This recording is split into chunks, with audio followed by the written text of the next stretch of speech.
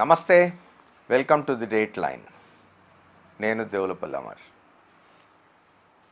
ప్రధానమంత్రి నరేంద్ర మోదీ ఎక్కడ ఎప్పుడు మాట్లాడినా చాలా ఉత్సాహంగా ఉంటారు.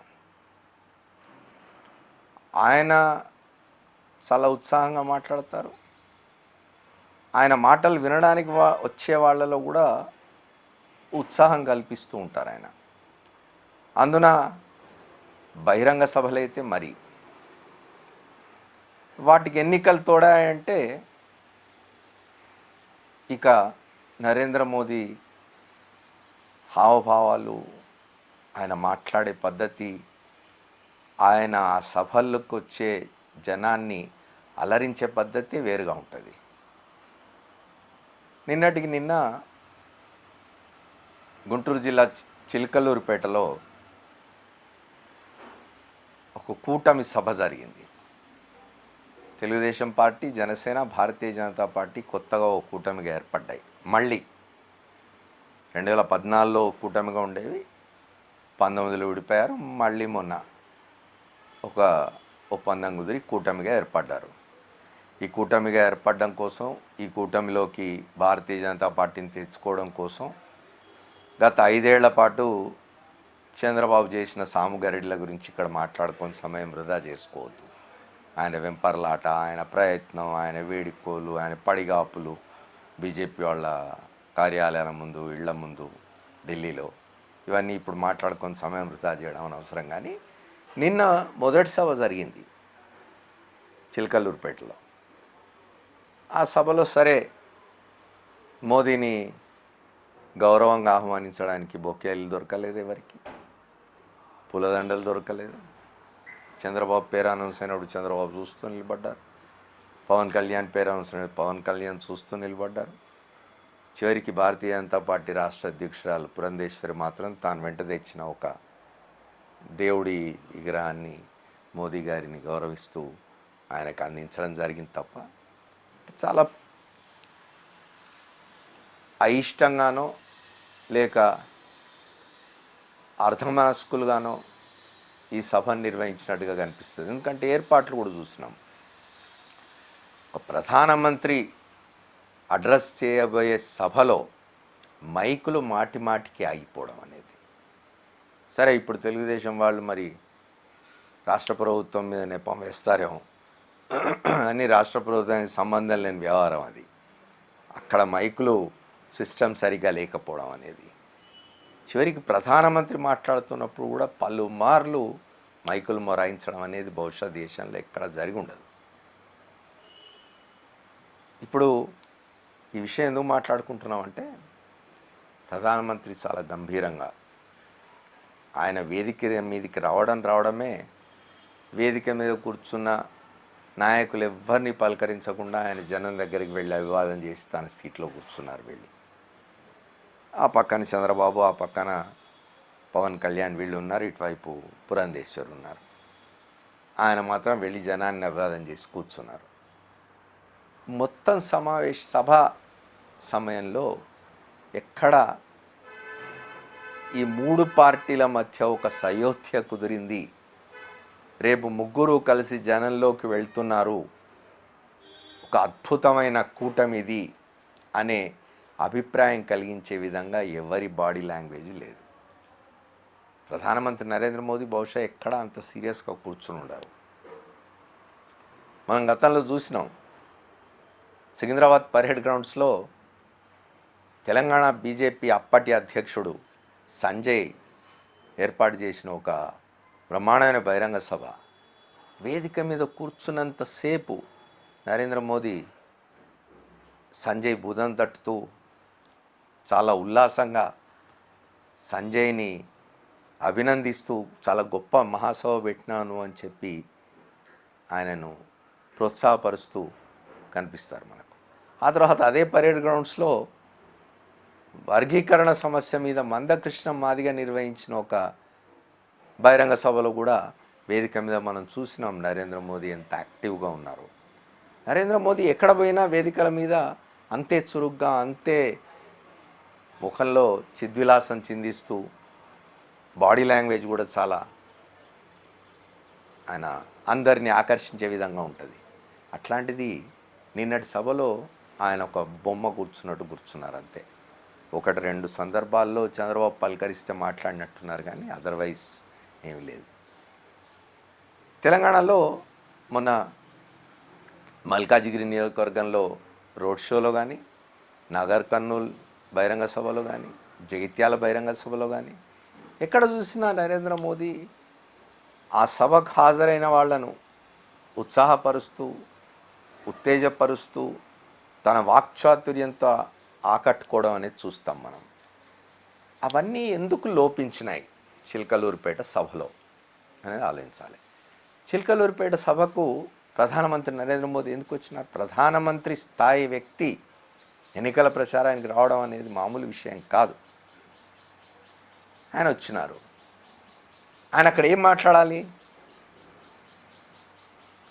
ఆ కూటమికి అనుకూలంగా, ఆ కూటమికి వ్యతిరేకంగా ఉన్న రాజకీయ పక్షాలను విమర్శించే విధంగా ఆయన ఉపన్యాసం ఉండాలి.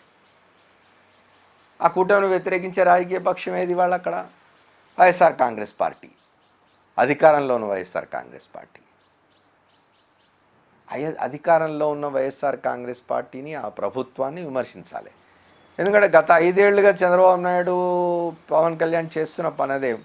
ఉన్నదానికి లేనిదానికి, మంచికి చెడుకు, అబద్ధాలు అసత్యాలు అన్నీ కలిపి రంగరించి రోజు పొద్దున్న లేస్తే అక్కడి ప్రభుత్వాన్ని, అక్కడి ముఖ్యమంత్రిని ఆడిపోసుకుంటూనే ఉన్నారు, చూస్తూనే ఉన్నాం. నిన్నటి సభలో ఎక్కడ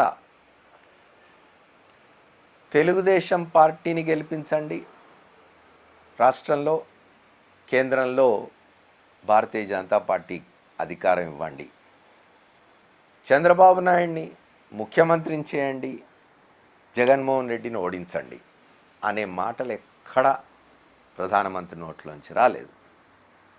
ఆయన ఎన్డీఏని గెలిపించండి, ఇవాళ కేంద్ర స్థాయిలో ఎన్డీఏ అధికారంలోకి రావాల్సిన అవసరం ఉన్నది, రాష్ట్రంలో కూడా ఎన్డీఏని గెలిపించండి అన్నారు తప్ప, వీళ్ళు సర్దుకోవచ్చు, ఎన్డీఏ అంటే అందులో మేము భాగస్వాములే కదా, తెలుగుదేశం జనసేన కూడా ఉంది కదా అనొచ్చు. కానీ ఆయన ఎన్డీఏలో భాగస్వామైన తెలుగుదేశం పార్టీకి ఇక్కడ అధికారం ఇవ్వండి అని ఒక్క మాట చెప్పలేదు. చెప్పకపోగా ఆయన ఎక్కడైనా ఒక ఎన్నికల ప్రచారానికి వెళ్ళినప్పుడు అక్కడ అధికారంలో ఉన్న వాళ్ళని విమర్శిస్తారు. కానీ ఆయన ఆంధ్రప్రదేశ్లో అత్యంత అట్టడుక్కుపోయి ఉన్న కాంగ్రెస్ పార్టీని విమర్శించాడు. ఆయన కాంగ్రెస్ పార్టీని విమర్శించాడు. ఆ కాంగ్రెస్ పార్టీకి జాతీయ స్థాయిలో ఉన్న ఇండియా కూటమిని విమర్శించాడు తప్ప జగన్మోహన్ రెడ్డి పార్టీని ఒక్క మాట అనలేదు, జగన్మోహన్ రెడ్డిని వ్యక్తిగతంగా ఒక్క మాట అనలేదు. అన్యాపదేశంగా ఓ మాట అన్నాడు. ఏమిటంటే, ప్రస్తుతం ఇక్కడున్న ప్రభుత్వంలో మంత్రులు అవినీతిలో పోటీ పడుతున్నారనే ఒకే ఒక్క మాట తప్ప ప్రస్తుతం ఆంధ్రప్రదేశ్లో ఉన్న ప్రభుత్వాన్ని ఆయన పల్లెత్తు మాట అనలేదు. మరి చంద్రబాబు నాయుడు, పవన్ కళ్యాణ్ ఏం సాధించినట్టు? వేదిక మీద వాళ్ళ ముఖాల్లోనే అర్థమైపోయింది, ఈయనే వైఎస్ఆర్ కాంగ్రెస్ పార్టీని, ఆ ప్రభుత్వాన్ని అనడం లేదు అనే బాధ వాళ్ళ మొహాల్లో కనిపించింది. బహుశా రేపు అక్కడ ఎన్డీఏ వచ్చినా ఇక్కడ మేము ఎట్లాగో రాం కాబట్టి ప్రధానమంత్రి పెద్దగా సీరియస్గా మాట్లాడలేదని వాళ్ళు అర్థం చేసుకుని ఉండొచ్చు. ఎందుకంటే చంద్రబాబు ఈ కూటమి ఎందుకు కోరుకున్నాడు? భారతీయ జనతా పార్టీలతో కలవాలనే తపన ఆయన ఎందుకు? ఏదో అధికారంలోకి వచ్చేస్తామని కాదు. భారతీయ జనతా పార్టీని తమతో చేర్చుకోవడం వల్ల అధికారంలోకి వచ్చేస్తామనే నమ్మకం చంద్రబాబు నాయుడుకి కానీ పవన్ కళ్యాణ్ కానీ లేదు. ఎంతసేపు రేపు 2024 ఎన్నికల తర్వాత మళ్ళీ రెండోసారి ఎట్లాగూ వైఎస్ఆర్ కాంగ్రెస్ పార్టీ అధికారంలోకి వస్తుంది. వచ్చినప్పుడు తమ మీదున్న కేసులు సీరియస్గా పర్స్యూ చేస్తుంది. కాబట్టి ఎన్డీఏ ఫోల్డ్లో ఉంటే మనం కొంతైనా కాపాడుకోవచ్చు, ప్రధానమంత్రి నరేంద్ర మోదీ మన రక్షణకు వస్తాడు ఎన్డీఏలో ఉంటే అమిత్ షా మన రక్షణకు వస్తాడు ఎన్డీఏలో ఉంటే అనే ఆలోచనతో చేస్తున్న ప్రయత్నం తప్ప జనంలో కూడా ఎటువంటి స్పందన లేదు. నిన్న ఆర్గనైజ్ చేసి తీసుకొచ్చిండవచ్చు జనాన్ని. నేను ఖాళీ కుర్చీలు ఉన్నాయన్నీ అని నేనేం చెప్పను, జనాన్ని తీసుకొచ్చిండవచ్చు. కానీ అక్కడ స్పందన ఏది? ఎప్పుడైనా కూడా ఒక రాజకీయ పక్షం కానీ ఒక కూటమి కానీ దాని పరిస్థితి ఏమిటి అనేది జనంలోని స్పందనను బట్టి అర్థమవుతుంది. నిన్న అట్లాంటిది ఏమి లేదు. చంద్రబాబు నాయుడు ముఖ్యమంత్రి చేయమని కానీ జగన్మోహన్ రెడ్డిని దించేయమని కానీ ఎక్కడా ఏ సంకేతం ప్రధానమంత్రి ఇచ్చిన దాఖలాలే లేవు. పాపం చంద్రబాబు నాయుడు కీర్తించే, ఆయనను ప్రస్తుతించే లేదా ఆయనకు వందిమాగదులుగా మారిన మీడియా సంస్థలు దీన్ని కప్పిపుచ్చుకోవడం కోసం అని చెప్పి, ఫెయిల్యూర్ని కప్పిపుచ్చుకోవడం కోసం అని చెప్పి వేదిక దిగొచ్చిన తర్వాత వేదిక వెనుక ప్రధానమంత్రి చంద్రబాబుని పవన్ కళ్యాణ్ మెచ్చుకున్నారు, చాలా బాగా ఆర్గనైజ్ చేశారు, జనం బాగా వచ్చారు, మనం గెలుస్తామని చెప్పారు అని రహస్యంగా ఎందుకు చెప్పడం? ప్రధానమంత్రి మోదీ నిజంగా ఆయన ఫీల్ అయి ఉంటే, నరేంద్ర మోదీ గురించి తెలిసిన వాళ్ళు లేరైనా ఇదంతా కూడా ఏదో మేకప్ చేయడానికి మీడియా సంస్థలు పడుతున్న తిప్పలు అనేది అర్థమైపోతుంది. ఎందుకంటే నరేంద్ర మోదీ ఏది దాచుకోడు. ఆయన పరేడ్ గ్రౌండ్స్లో మందకృష్ణ మాదిరితో ఆయన బిహేవ్ చేసిన పద్ధతి చూస్తే ఏమిటి ప్రధానమంత్రి ఇట్లా అని అనిపిస్తుంది మనకు. ఆయన ఏది దాచుకోడు. ఆయనకు సంతోషం కలిగిన, కోపం వచ్చినా, ఏది వచ్చినా కూడా చాలా ఓపెన్గా ఎక్స్ప్రెస్ చేస్తాడు ఆయన. అట్లాంటిది ఆయన వేదిక మీద ఏం చెప్పకుండా కిందికి వెళ్ళి వెనక్కు పోయిన తర్వాత వేదిక వెనుక డయాస్ వెనుక రహస్యంగా చంద్రబాబును పవన్ కళ్యాణ్ పిలుచుకొని వాళ్ళ చెవుల్లో, ఓహో మీరు చాలా గొప్ప ఆర్గనైజ్ చేసినారు, జనం బాగొచ్చారు, మనం అధికారంలోకి వస్తాం అని చెప్పారట. ఒకటే ఒక్క మాట, చంద్రబాబు నాయుడు పవన్ కళ్యాణ్ ఇద్దరు వాళ్ళ పార్టీల పేర్లు కూడా తీసుకోలేదు. చంద్రబాబు నాయుడు పవన్ కళ్యాణ్ ఇద్దరు చాలా రోజులుగా ఈ రాష్ట్రంలో ప్రజల కోసం, రాష్ట్ర అభివృద్ధి కోసం అని చెప్పి తపన పడుతున్నారు అనే ఒక మాట తప్ప ఎక్కడా వాళ్ళకు అనుకూలించే విధంగా నిన్నటి సభ జరగలేదు. ఇప్పుడు చంద్రబాబు, పవన్ కళ్యాణ్ మళ్ళీ చాలా రోజులు ఉన్నది ఎన్నికలకు. మే 13న మన దగ్గర పోలింగ్, ఆంధ్రప్రదేశ్లో కానీ తెలంగాణలో కానీ. ఆలోగా మళ్ళీ ప్రధానమంత్రిని ఒకసారి తీసుకొస్తారా, తీసుకొస్తే మళ్ళీ ఇదే రిపీట్ అవుతుంది ఎందుకు అని అనుకుంటారా? చూడాలి. Thank you.